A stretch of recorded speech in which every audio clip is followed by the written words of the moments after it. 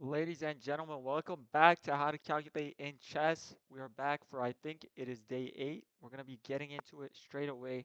We have our first position here. We're going to start off exactly where we left from, and we're going to be calculating in accordance to the system.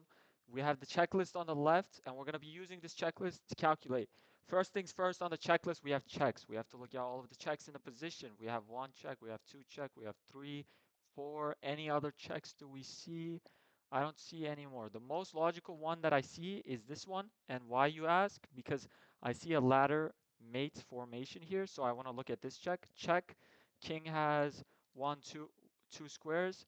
I ask myself the question, if the king comes here, do I have any more checks? I see one, two. There's one more here and one more here actually, but the only logical one that I see is after rook f1, there's check, and this looks like checkmate to me. It looks like ladder mate because the king is protected from all of those squares. So we have to look at other possibilities. Rook f1, king here, doesn't make a difference. Rook e6 check again. And as you can see, the pawn protects the rook, and once again, it's checkmate. So rook to f1, and if the rook blocks like this, then we just take, and the same mate occurs on the board. Let's just play this out real quick. 1 second. It's rook f1. Let's see. Rook f1, king e4, rook e6, and this is checkmate. All of the squares are covered. And rook e5, queen e5, king e5, pardon me. And this is once again ladder checkmate because the pawn protects. And we move on. So coming back to our main page. Next position, we have we have this position in front of us. Once again, checklist says we have to look at all of the possible checks.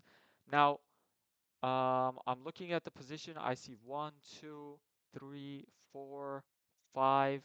I see. Okay, let's look at it systematically. With the queen, you have to be really careful. So let's first look at all of these pieces. 1, 2, 3. 3 pieces can't pull a check. 1, 2, 3, 4. These pieces can't. So 7 pieces automatically eliminated. 8, 9, 10.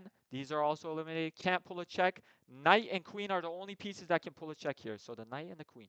So we have to look at all of the checks. Queen, we leave for last because the queen is the more complicated piece. I look at knight to h2. If I pull knight to h2 check, can the king come to f2? No. Can the king come to e2? No. e3? No. e4? No, because the queen guards all of them. Can the king come to g3? Queen guards. Can the king come to f4? Queen guards. So when we look at knight to h2, we actually realize it's checkmate. But let's say we didn't notice that and we started off from the queen moves first. If you look at the queen moves first, you have to look at it in a systematic way. And first you pick a horizontal or a vertical line that you want to calculate. So let's go horizontally. Queen e2, this is a check. Does it work? King takes. No. Queen e3, bishop takes. Eliminated. Queen e4, knight takes. Eliminated. We go to the vertical line.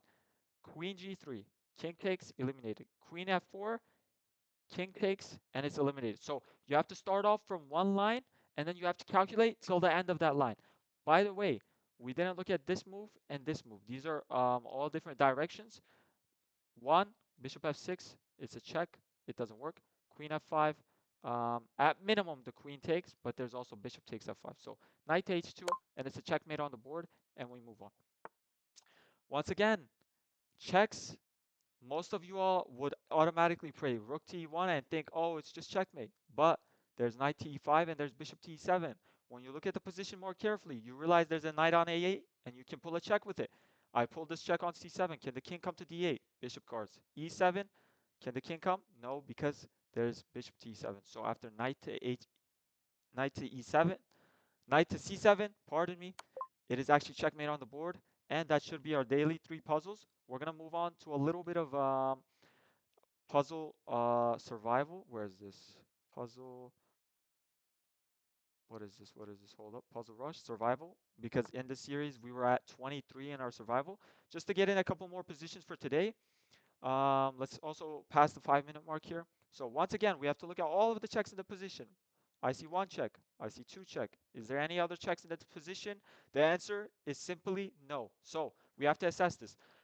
Queen takes d2. Bishop takes, and I eliminate the variation because my queen is gone and there is no more further checks in the position, and I'm down material. So it's eliminated. Queen to h4, on the other hand.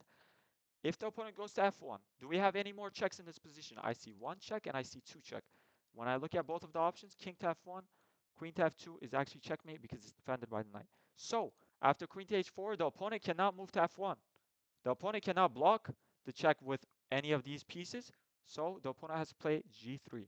After the opponent plays g3, however, we just take, and actually we have to calculate this here. Sorry, I played this a little automatically. I'm used to these type of puzzles, and you will be too as you solve more. Queen to h4, g3. Is there any more checks in the position? Queen g3 is a check. The pawn takes. We don't have a queen anymore, and he does, and we have no more checks, and the position is over. So the checks don't work in the position, but there's captures. That's the second material on the checklist. So we go to captures. We take how many captures are there? There's one with the knight, and there's one here.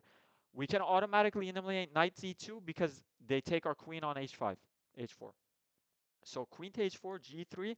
After knight takes g3, the opponent, queen g3 is illogical, knight d2 is illogical. Only logical capture is knight to g3. We have to assess this variation because it's our only capture. And after knight to g3, pawn takes, there's queen to h1, and the game is over because we just want an exchange plus a pawn. So we take, and it's actually over. We're going to do one more here.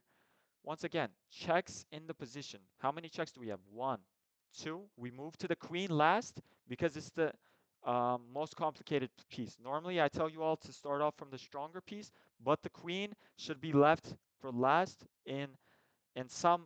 I mean, it really depends, but if it's a complicated position, the queen should be left last because it has to be looked at the most carefully. Bishop c6 and rook d8. After bishop to c6, what are we threatening? If the king slides over, is there any more checks in this position? And when I look at the position, there actually is. Rook to d8. Rook to d8 is actually a checkmate on the board. It's a ladder mate sideways. So bishop c6, the opponent can't go to d8. So the opponent has to go to e7.